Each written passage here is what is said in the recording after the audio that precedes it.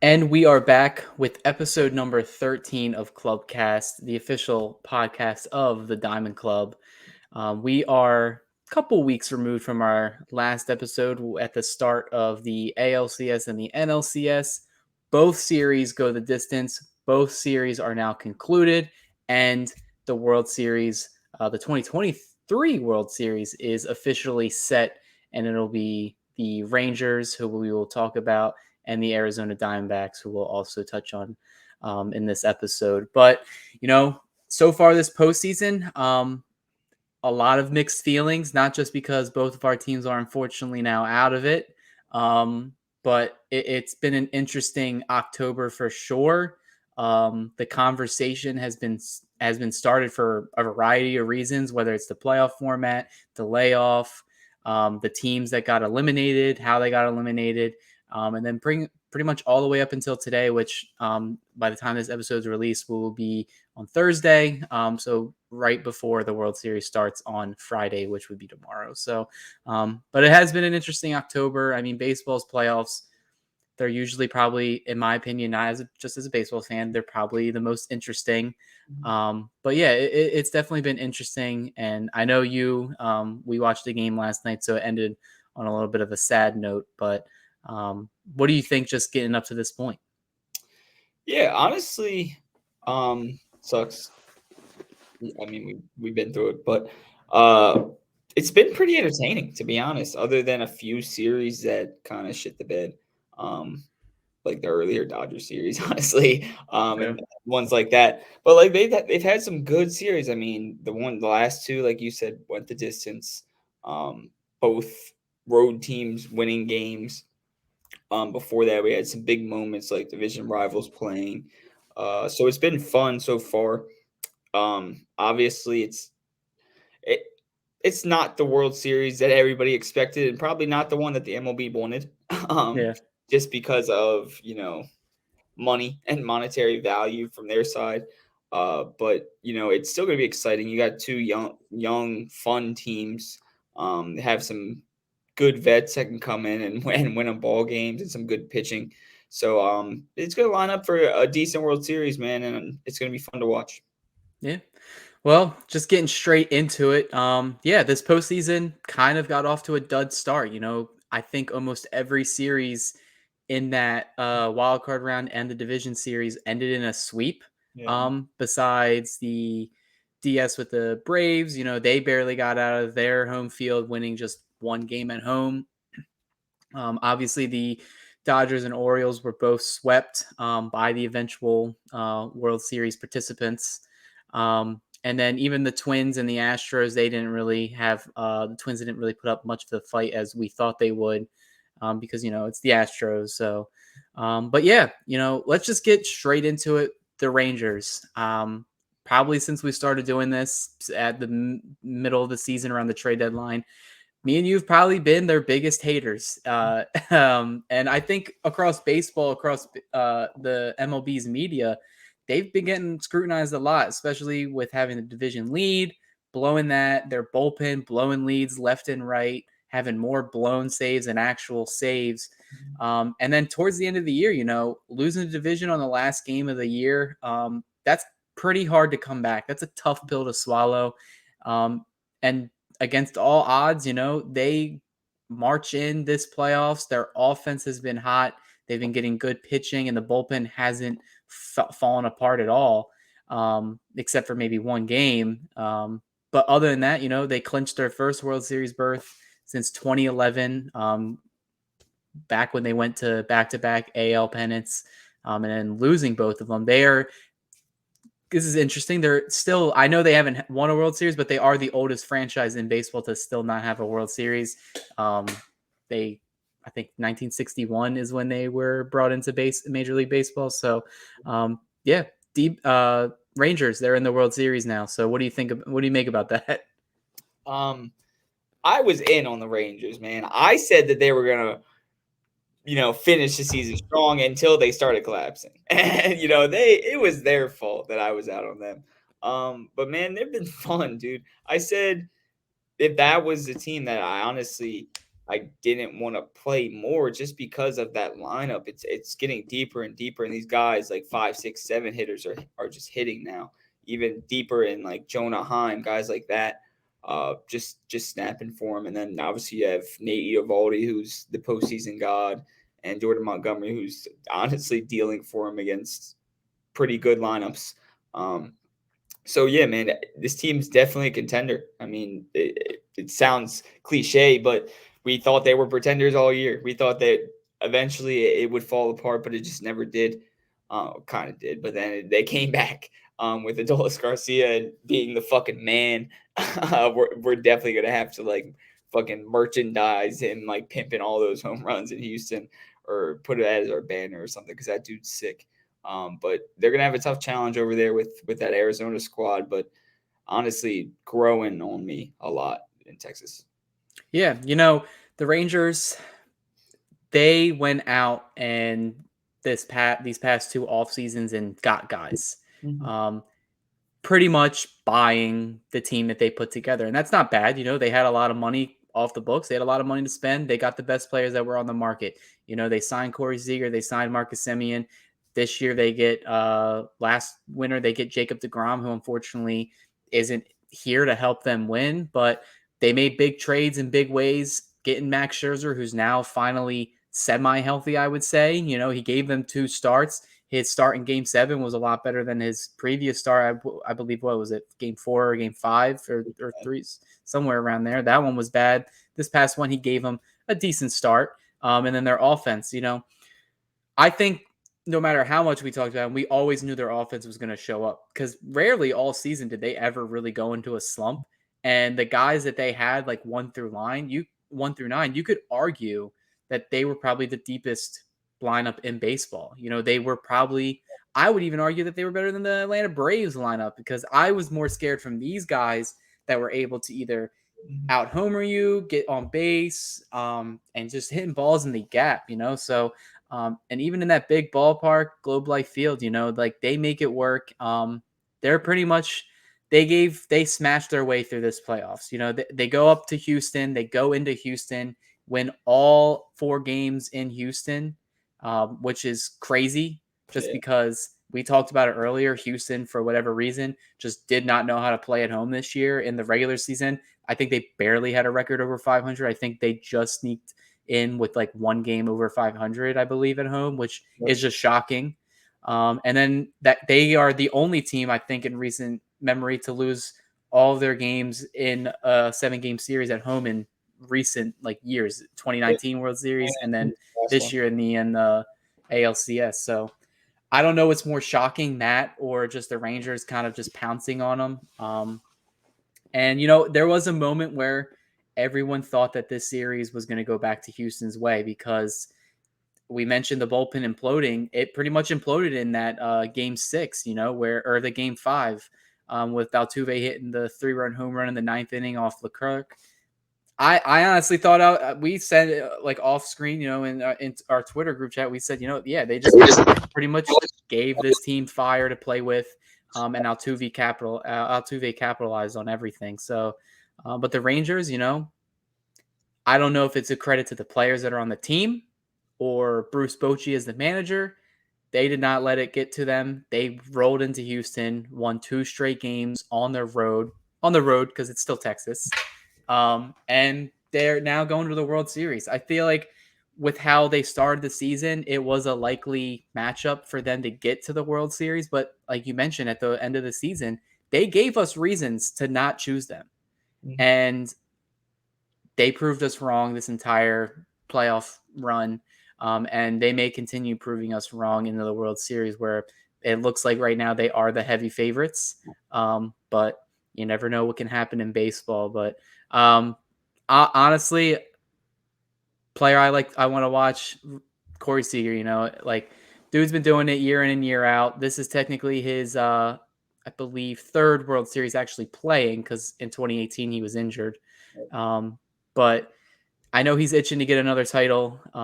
Definitely a guy that the Dodgers, even myself, just saying, if there was one guy I wish was still on the team, it was him. I feel like he's just going to have a big series from here on out. But honestly, the Rangers, Credit to them, credit to the lineup. Um, there's really nothing much else to say about them. Yeah, I I agree with you. I like Corey. Obviously, we want Corey to do well.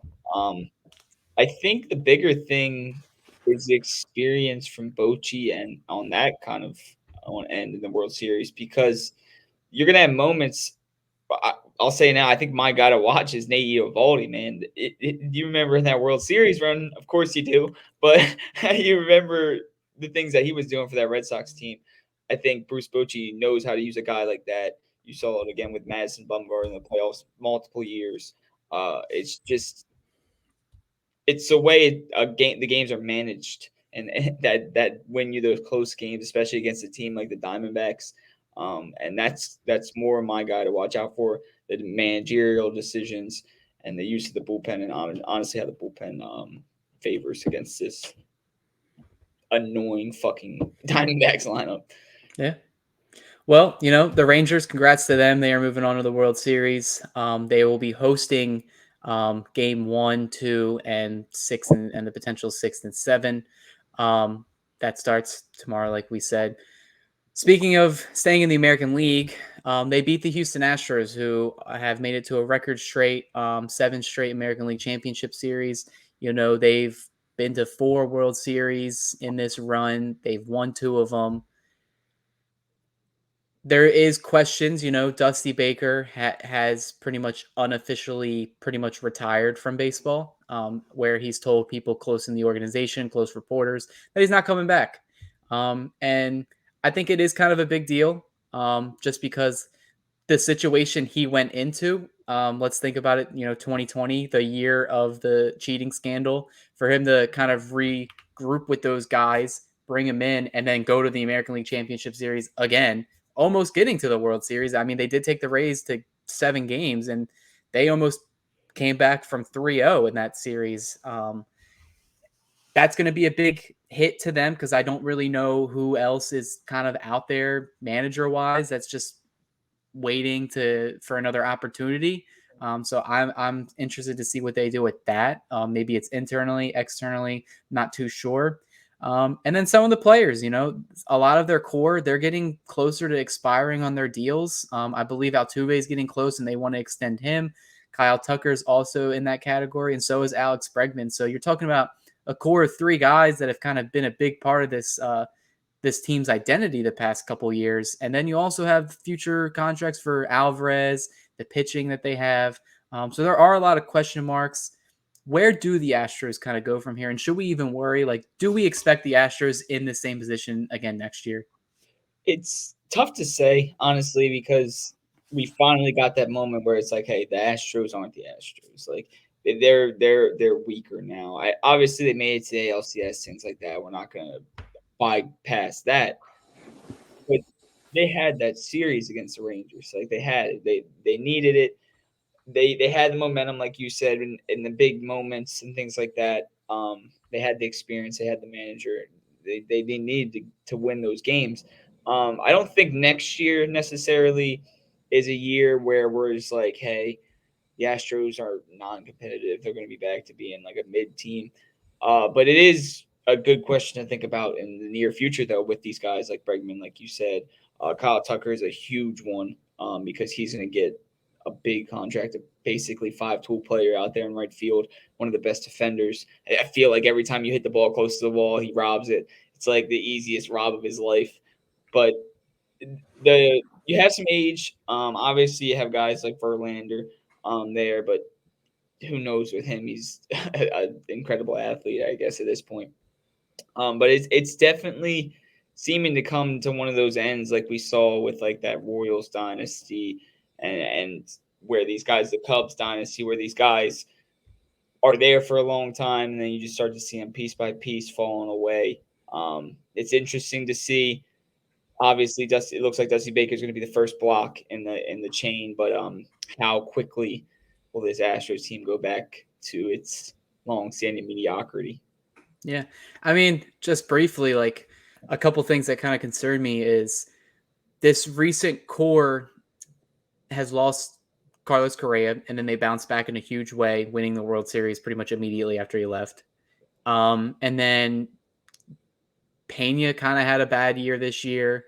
Even those years that they were bad, they didn't really draft really well. Right. They've never really been an like they've gone through a lot of turnover. A lot of it came in 2020 when a bunch of people got fired because of the cheating scandal, and then now it's a battle between the owner and whoever he puts in charge. Last year their GM, I forget his name, I'm blanking on it, they won the World Series and he said, I'm not coming back because I don't want to deal with the owner. And he didn't come back, and that's pretty odd and that's pretty concerning. So um, I'm I'm interested to see kind of where they go in these next 2 to 3 years because like you said, I still think next year they're going to be competitive. I would probably bet money right now that they're going to be in the ALCS again next year, just because I don't think the American League is as deep as the National League.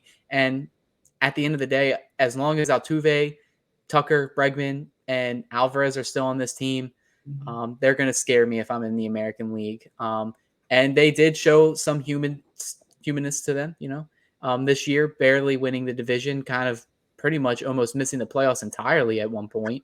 But they came back, won the division, still went on this run, losing in Game 7 of the ALCS. But if you're an Astros fan, you have to be disappointed because, they did have this series in the bag essentially, and they just couldn't perform at home. And that Game 7, once the Rangers started getting on the board first, they pretty much took out everything that the team had. And Rangers were just playing with swagger. Garcia was playing with fire, and there was no coming back and from Houston's standpoint. So I definitely think they'll be back next year. I'm going to be interested to see what they do because the biggest question mark for them is probably how their pitching rebounds. Because at the beginning of the year, I've said I thought this was probably the deepest rotation in the American League, at least, and they kind of proved me wrong because they ended up all having down years. They did trade for Justin Verlander, but he's like 500 years old.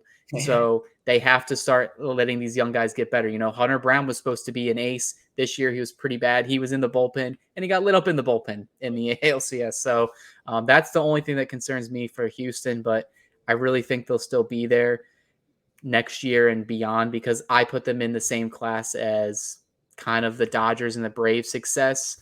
While it doesn't always lead to championships, they're usually there every season. So I definitely have a lot of confidence in them bouncing back, but it'll be interesting to see what they do. It's crazy to think about that. Most likely within the next, half decade, we're going to see an Astros team that's not going to be in the playoffs, not going to be in the ALCS, not going to be in the World Series. It's crazy to think about, but we're not far removed from those, shit brown Astros that were terrible all those years, like the National League Astros and teams like that. But it's going to be crazy, like you said, the continued success from that organization. Just not seeing them in there is going to be weird. Yeah. Well, now we get to the hard stuff to talk about, especially on your end.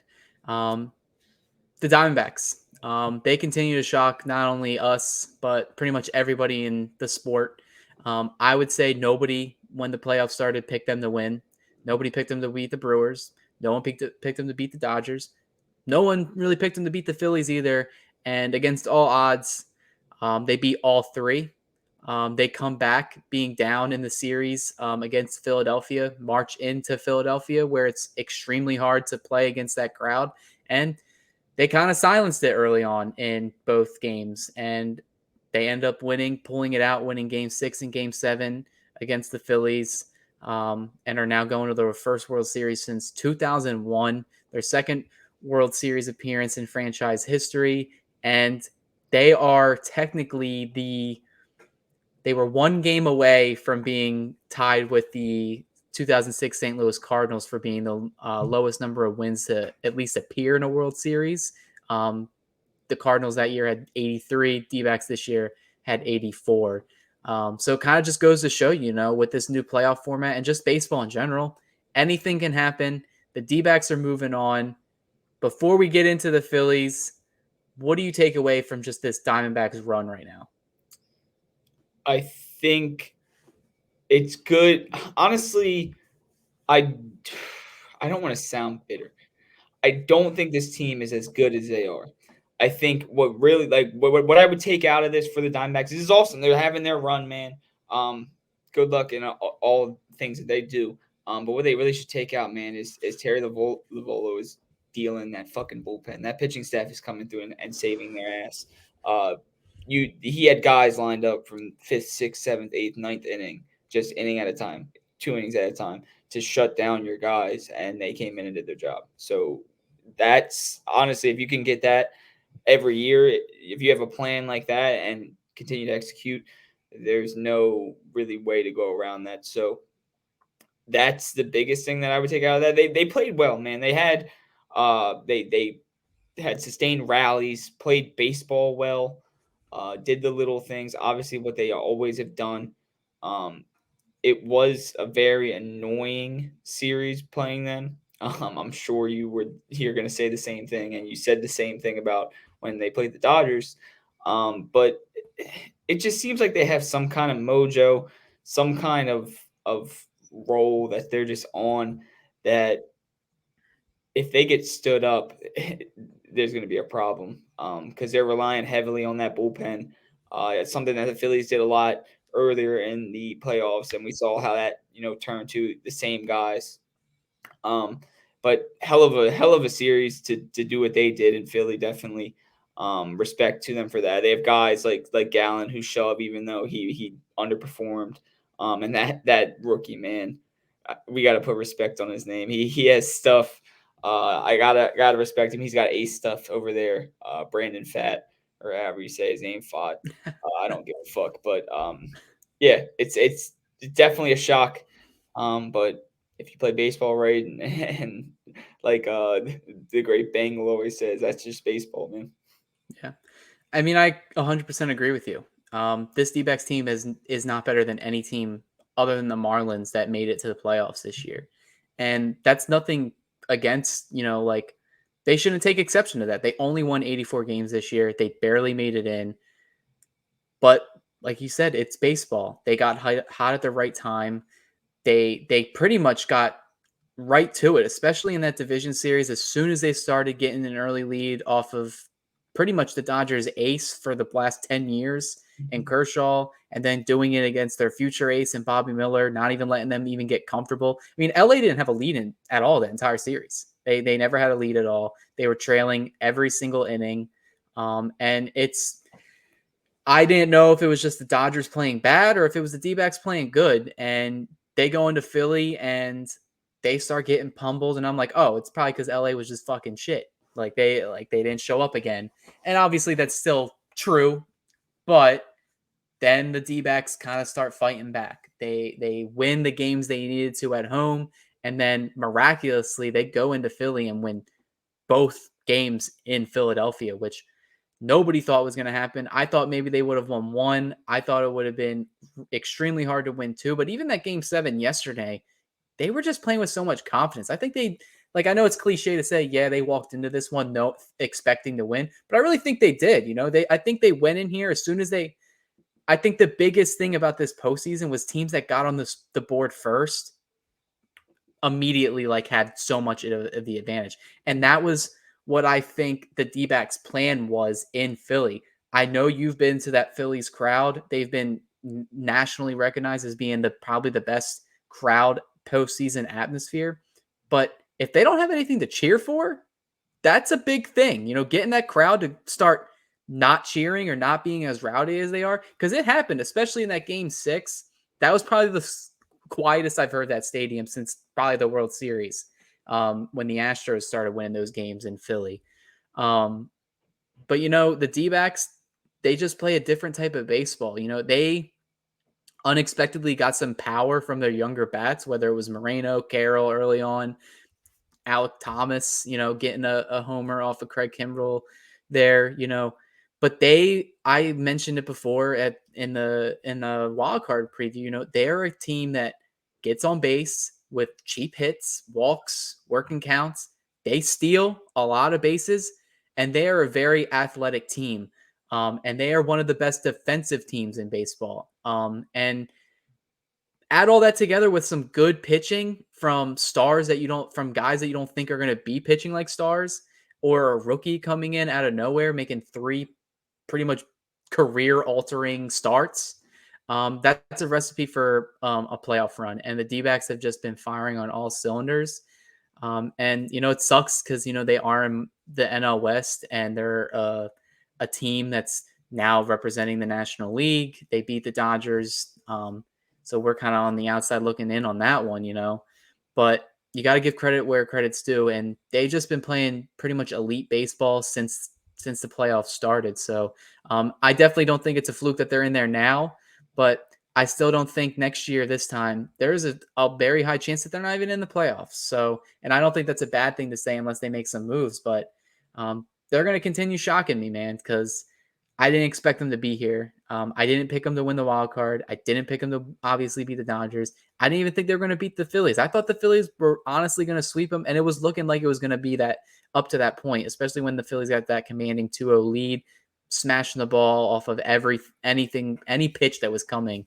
But the D-backs, chaos. They just brought it. Bring the chaos was their motto this postseason, and they pretty much did it.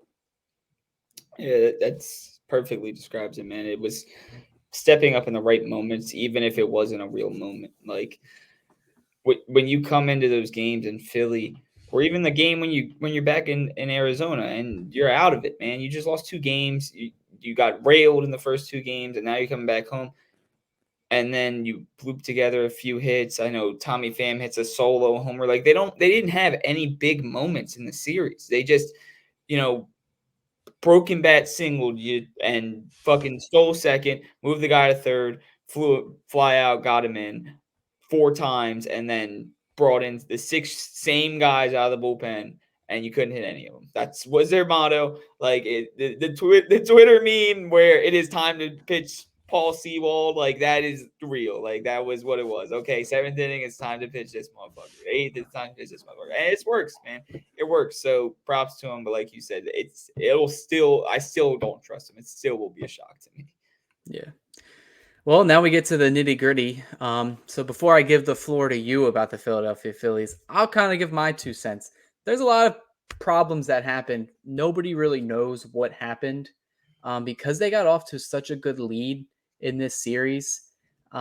If you told me like last week when this series started and they got up to a 2-0 lead, I would have been like, yeah, they're either going to get a sweep or a gentleman's sweep. Like I don't really see a situation where the D-backs can come back against this Philadelphia offense. I would say up there with the Rangers 1-9, they were firing on all cylinders. The way the Phillies handled the Braves and the Marlins, this looked like a team that was poised to go back to the Fall Classic.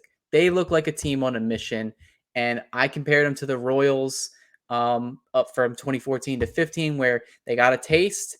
Now they want more. They want the whole thing. They want that championship, and every player on that roster in that organization had that same mindset. There really was no me too or like me attitude on this Phillies ball club, which, in years past, it could have been perceived that way with certain players, but even guys that have been hated throughout most of their career, like Bryce Harper, are becoming leaders in that clubhouse, trying to get the ultimate goal, which is a World Series. But what went wrong? I honestly would say, obviously, the no-brainer one is their offense just went quiet those last 2 games.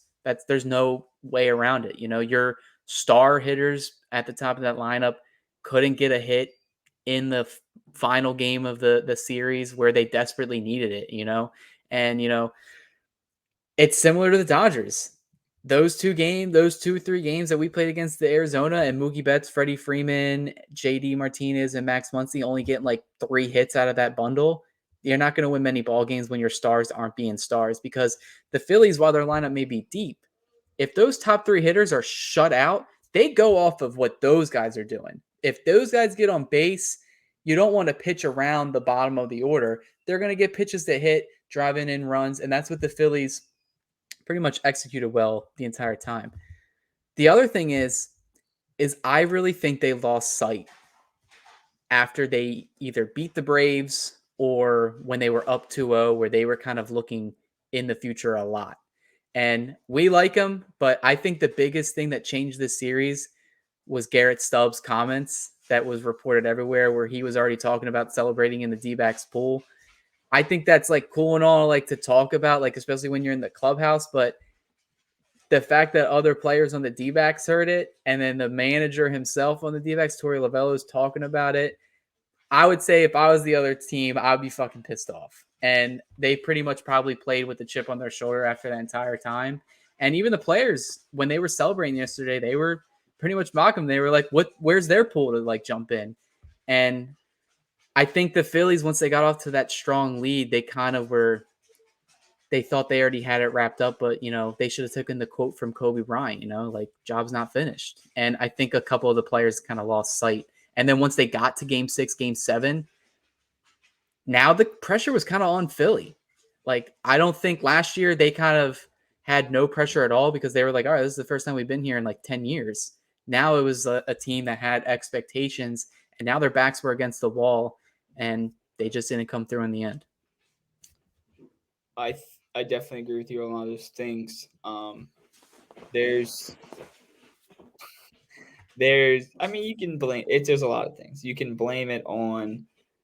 Any kind of situation, like the words or the format or how it went or what they said, what they did. But if you got to fucking play baseball, man, like at the end of the day, I said it about the Braves, man. Oh, you have 5 fucking days off. Oh, your guys are over rested. Yeah, well, you're play fucking baseball, man. Hit the ball. 0 for 41 between the top 5 hitter. No, it was 1 for 41. Kyle got 1 hit. Between the best 5 hitters, JT Realmuto, Bryce Harper, Nick Castellanos, Trey Turner, and Kyle Schwarber in those last 2 games. 0 for 22 from Nick Castellanos. Rojas had a better batting average than him. Trey Turner was up with 2 guys on and 1 out, with Bryce Harper behind him, and he decided to swing at 3 sweepers down and away, looking for his moment. Bryce Harper missed one by probably 2 millimeters, like he said in the post game. That was eerily similar to the Bedlam at the Bank homer. Uh, Kyle Schwarber honestly was the best hitter on the team, in my opinion. He played extremely well, even lefty, hitting the ball, not just going for homers. But all those things I just said, you can't hit that way. I don't give a fuck who is pitching against you. You lit up Zach Gallen, who was one of the best pitchers in the league this year. You let Merrill Kelly shut you down 1 game at home. You let a rookie come into your house and destroy you. It was definitely a problem of, like you said, looking forward past the games. I think once we got to the Braves, through the Braves, it was like, okay, we'll see you in the World Series. Yeah. I think I said it right after the game. One thing, the biggest thing for me is the Diamondbacks went into the Phillies went into these games. It's like, okay, we're up 2-0. Let's go win a game, or let's go win a series. Let's go to the World Series, win a World Series. Let's go win a game. The Diamondbacks said, okay, let's go win a pitch. All right, and then let's go win this out. Now let's go win this inning. Let's go win this game. Now let's go. That's how you win games. If you look full past the pitch, it doesn't fucking matter. You can be up 2-0. I said it all the time. You look back at this series, Phillies lost 3 of 4. They're coming home. They have statistically the best pitcher in MLB postseason history, ERA wise. They have this nationally recognized fan base in the crowd that's been one of the best in postseason atmospheres in all of sports history. You have Bryce Harper, who has been one of the best postseason performers. You have all these guys who are building you up to being. You set yourself up in this perfect situation, and then you just don't perform. And it's so demoralizing. Nick Castellanos said this last night. It's missed potential. It's unearned potential.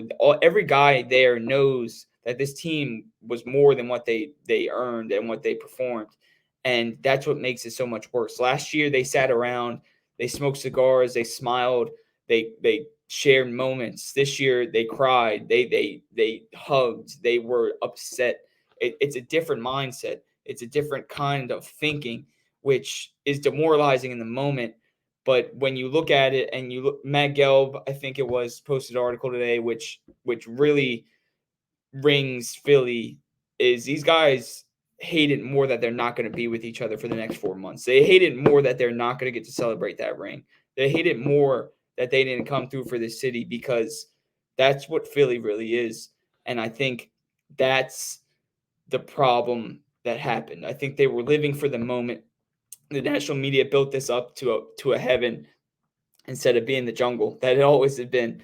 And these guys wanted to be there so much for each other that they looked past the pitch and looked past the out and looked towards the end instead of looking towards the now. And that's really where it came down to, and that's really what's been the Diamondbacks' motto the whole postseason. Yeah, I mean the D-backs. I mean it's eerily similar. This D-backs run is eerily similar to last year's playoff Phillies team, and it's kind of like the Phillies kind of got a taste of their own medicine in a way, because the Diamondbacks were that last seed wild card that went in, pretty much destroyed their opponents, win a wild card matchup against the Central team, sweep your division rival or get close, and then play pretty much good baseball throughout the NLCS. Like the D-backs were just hot at the right time, and like you said, I agree with that 100%. I think they took it pitch by pitch, and I think the Phillies did lose sight. They had the ultimate goal in mind. They wanted to win the World Series. They were well positioned to win the World Series this year, and they ended up not getting that job done. And a lot of Phillies fans, I'm not sure how you feel, they think it's probably the most demoralizing loss that they've had in recent memory.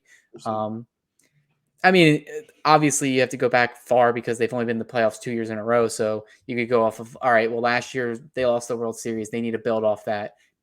Now they kind of didn't reach their goal for the first time in what seems like early 2009 when they didn't win the World Series that year.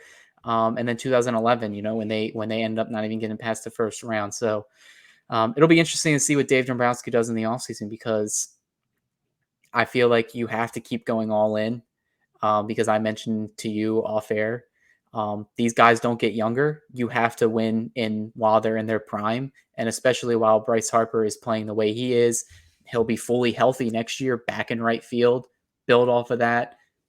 Position yourself to not only make the wild card team, position yourself to beat the Braves in the regular season too.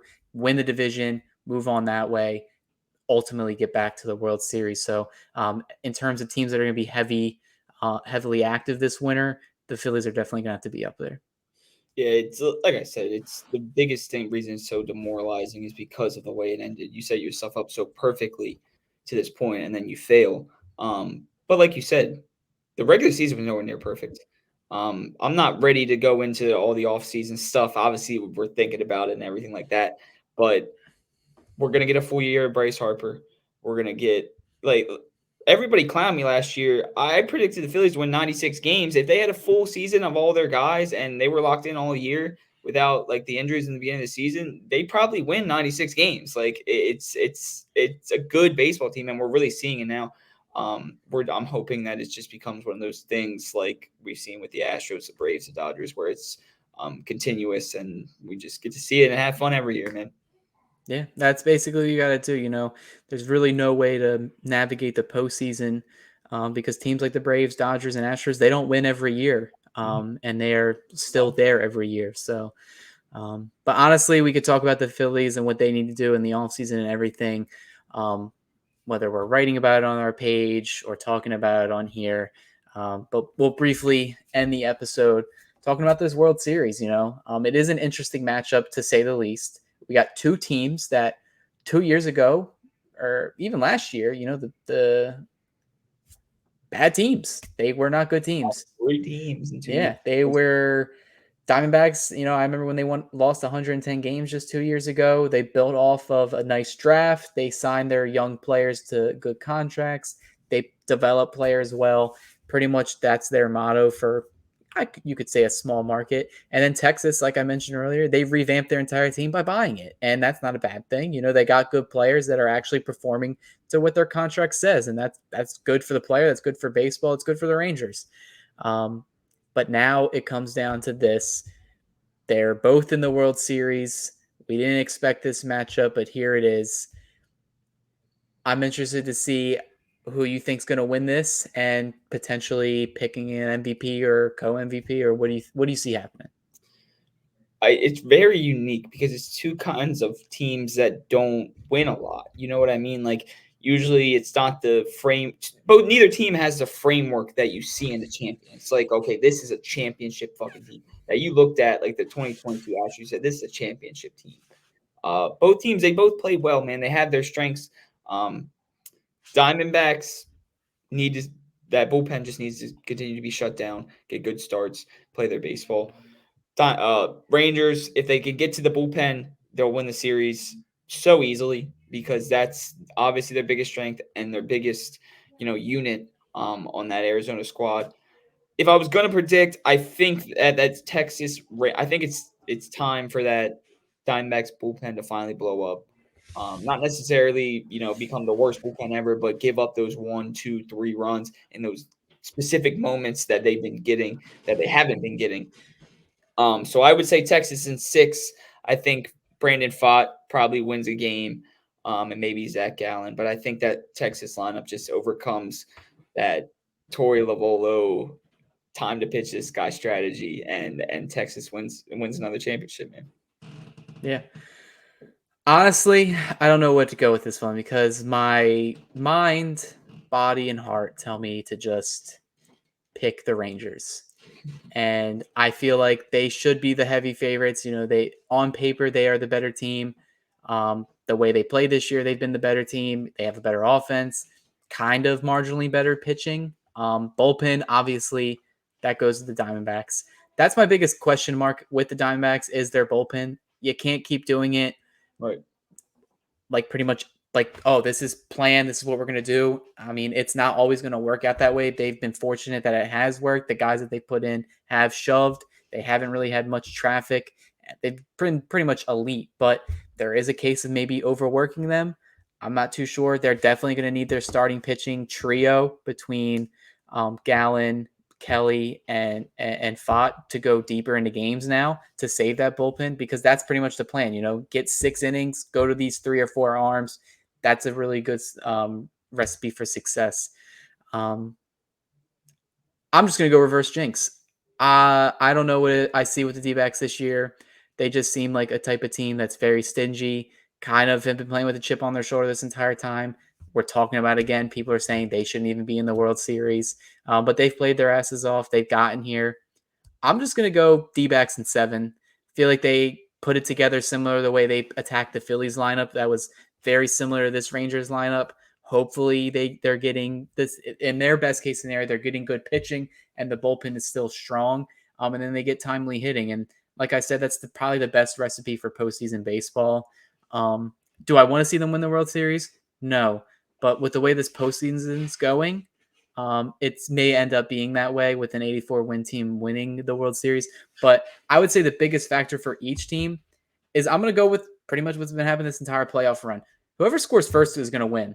Like whoever scores first more than the other will win this series, because that's pretty much been the recipe for success this entire postseason. It's either scoring first or hitting more home runs. And that's pretty much been, especially with the D-backs, they're going to be the away team. They need to go into Texas, score first, set the tone early. They did it against the Dodgers. They did it against the Brewers. And then they did it against the Phillies in these last 2 games as well. So they're going to be riding hot, but I don't know how much they'll go on. In terms of players, we've already seen Fott have a big series. Ketel Marte won his. Feel like a guy that may end up making a big impact for no reason at all. Just give it to Perdomo. He screams like Eddie Rosario or some random guy that wins an MVP. Or I would like to see Evan Longoria just come up big. I like it. So if he goes out on top of the World Series ring, that'd be fine by me if that's the only way the D-backs win. But as a Dodgers fan, it would pain me to see the D-backs win, especially the way the Dodgers have been playing these past 3 years. So other than that, I don't really have much to say about the World Series. I like the matchup, kind of. It's not the most interesting matchup, and I'm not trying to be a hater on it. And we were talking about it before, but it is an interesting matchup because we didn't expect either of these teams really to be here, especially at the start of the postseason. But I'll definitely be checking in. We'll definitely have an episode after the World Series is over, kind of just to recap everything that happened with that, kind of recapping the big storylines that are pretty much going to be happening this offseason, I would say. Obviously, there's going to be a lot going on, but first and last stop, is the World Series. So hopefully it's a good one. Right. Yeah, I think the only reason you said that is because you picked the Diamondbacks. Reverse jinx. In the beginning of the year. Yeah. I think, yeah, before you end, you have to say something about Ketel Marte. If they win that series, that's gonna be the guy hitting every game this postseason. So big ups to him, man, for resurging his career. But love Evan, so I'd like to see him do well too. But fuck them all, to be honest. Well, that'll do it from this episode of ClubCast. Be sure to keep following us on Twitter, X, I don't care what you want to call it, Facebook. We'll always have updates when we're going to be posting our new episodes. And then also keep an eye out for articles by Jake or I, in the future, going over a lot of stuff, especially specifically with the Phillies in the offseason. So we'll be back end of the World Series, no matter how many games it goes. We'll be there usually probably a day or two after to kind of recap everything. But other than that, I'm out.